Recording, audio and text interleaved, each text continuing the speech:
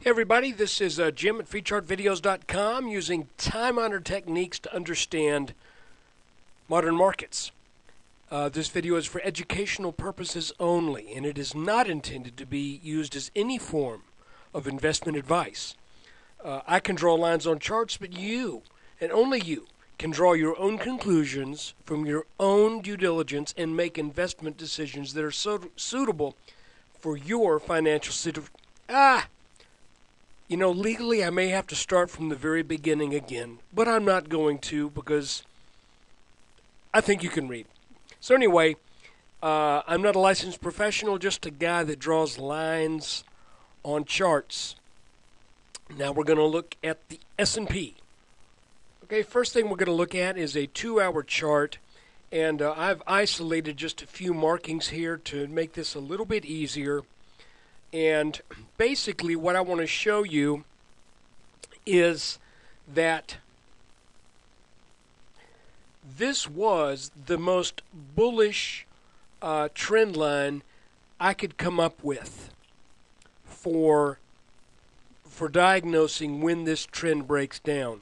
Because we had a little bit of wiggling around in this channel and we had this consolidation that took place back in November, there was some honest debate as to where that lower trend line should be. And if you'll recall, I had given two versions. I'd said this was one, and then basically, without bothering you with the reasoning that's off to the left of the chart here, the other one was like that.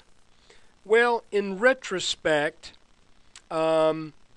it would have been better off had I stuck with the original one, because that would have gotten us out, in the 1320s, and that would have been pretty nice.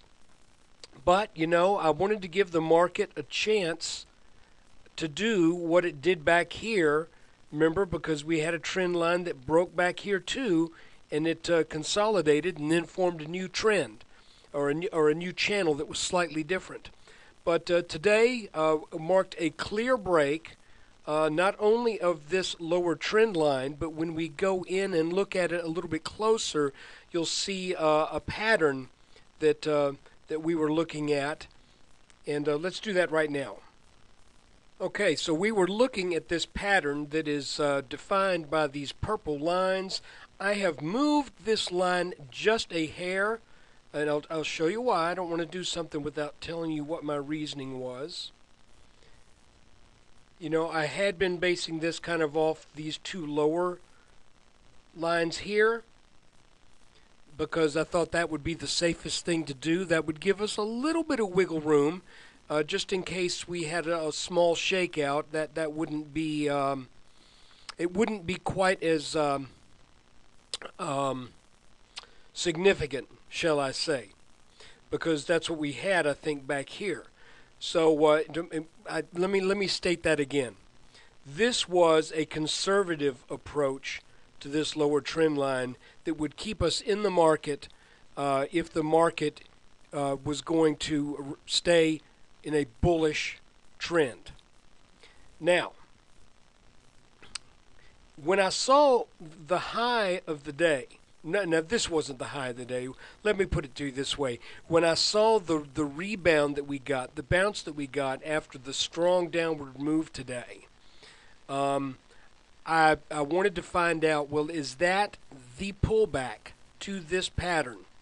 So what I did was I played with a couple of variations, and one of the variations was to simply start this trend back here and line these two bottoms up with this one. That would make this move right here slightly out of bounds, but one that recovered. So I have decided to go with this and stick with it. And yesterday it looked like we might be trying to hang around here at this top level, thinking, gee, if we could just bust out. This almost looked like a bull flag, but by golly, nope, the market just had a different idea. So we broke down out of the channel and out of this pattern today.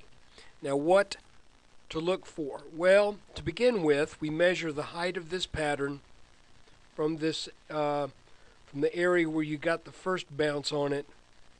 Then we add that to the area, or subtract it from the area where it broke down, and that gives us a target roughly 1270. So I think that's pretty fair. Now that does not mean that 1270 is where it's going to bounce. It just means that's where we can reasonably expect this market will go as a minimum. Let's look now at a 3-minute chart. Let's do it a 2-minute. And I want to show you that we actually had some interesting little patterns going on today. Excuse me. First off, we had this ascending wedge that I actually made a video right about as it was testing this upper line. And at the time, I thought, maybe this wedge is going to get on up here, and I had not revised this purple line yet. That purple line actually was about there, and I was thinking, gee, it looks like we may go on up to about 1307, 1308, and then I was just as I was saying in the video, but watch out for when this wedge breaks, because when it does, it's probably going to be a pretty serious downward move, and about 8 seconds later this is what happened. I thought it would happen near the end of the day, but it happened about 1:20 or so. So we had this big downdraft, and then it started to recover again, then another downward move, then a smaller recovery, and this is what you can see. First off, you could see that this attempt at a recovery was in an ascending wedge. That is a bearish phenomenon.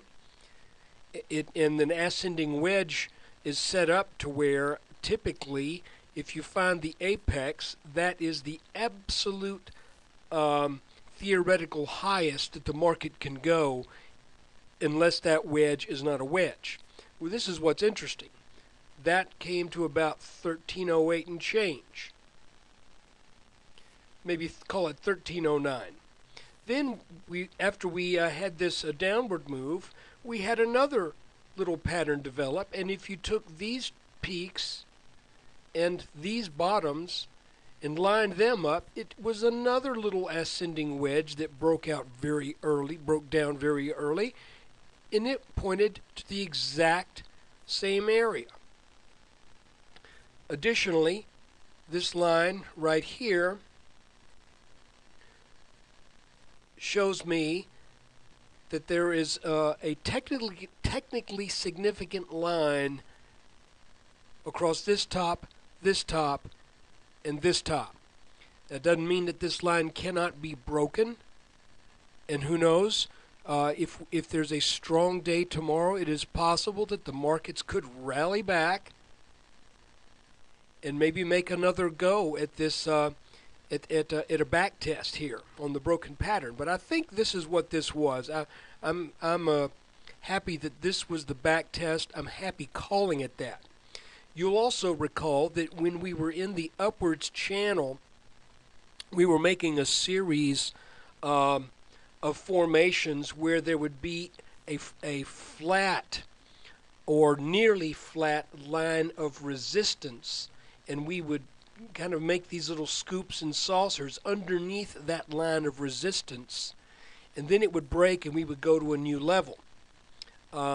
Sometimes it would present itself like an inverted head and shoulders pattern of the consolidation variety. This was almost one right here, and that's why I had drawn this line. I thought maybe this was what was going to happen. Maybe this little pattern would break out and we would head up. But eventually everything turns around. So now it appears that we are making something of the opposite shape, to where we have a line of support that is nearly flat, and I would expect this to be, what's a good way to put this? I would expect this line to eventually break. and then that'll take us down to a new low level. So whereas this kind of line used to be up above our pattern, and we would work around it and then take it out, then we would work around, find another line, take it out. Now it looks to me like we have a flat, straight line that is support, and that is going to be tested. Again, this pattern points to about 1270, and I'm thinking, I'm thinking right now you need to watch this very carefully. I am now out of every long position that that I can be out of. I have a couple of stocks in a retirement account that that are held hostage to the T+3 rule, so I can't sell those quite yet. But that's okay. I don't put a lot of money in any one thing, so it represents probably no more than those three stocks probably represent no more than 10 to 12% of my investments. So anyway, I'm hanging with those, and I also today went short SDS right about here, so I'm up a little bit in that. That is the S&P 500. Now let's take a look back now and see if maybe there's some levels that we could consider, and maybe even consider something in the way of what this might mean in the big picture. Looking now at a 4-hour chart, and we've looked at this chart a whole bunch.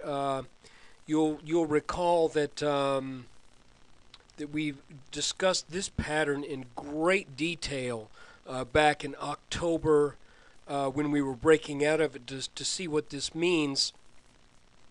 And this was an inverse head and shoulders that pointed to 1240, which we made, even though there was this little area of consolidation. You can also see, let me move this a little bit. That's where that line should be. You can also see that that this pattern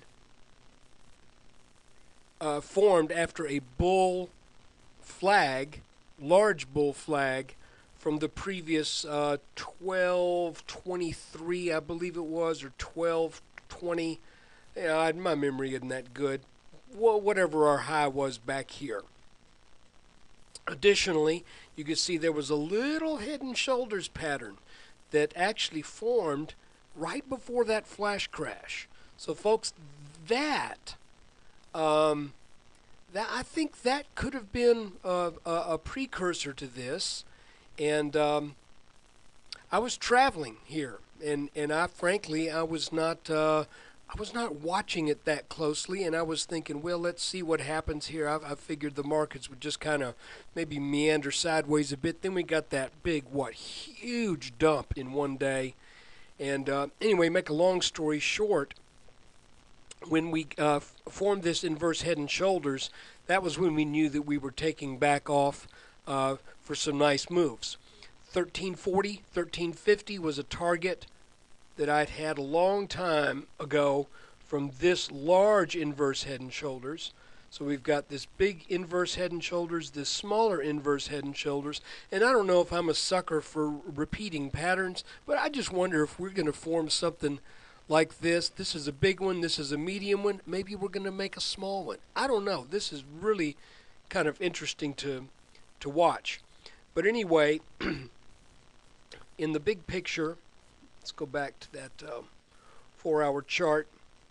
This green line is the line that extends all the way back to the March 9th, 2009 low across the nearest low that it could touch. That what I mean is, even though this was a lower price, this is the first one that a line started back on 3.9 intercepts. So what I'm thinking right now, two things. The first one is, I believe this line should provide some technical significance. I know people who are thinking that, we never really did get a good solid back test on this neckline here. We got a little one here, but it never really came back down to test that. That's possible. But as we see things develop, I think we need to be open to this line as being support and this line being support, because it was the previous high that turned prices back pretty solidly here and almost here. And just for jollies,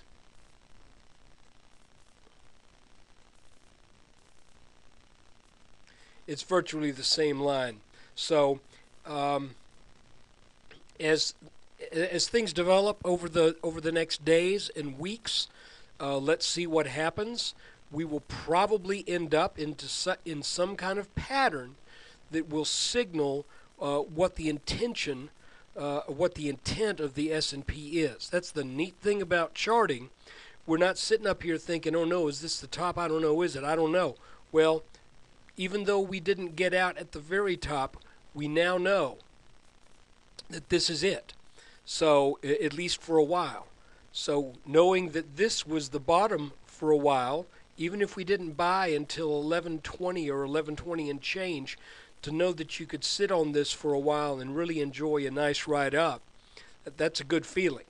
So right now we're just going to watch it. If you're short, be nimble, be quick, and if you're long, I would say consider. Well, I'm not going to give you investment advice. You know what to do. Take care. And when you get a chance, please visit freechartvideos.com, where we use time-honored techniques to understand modern markets.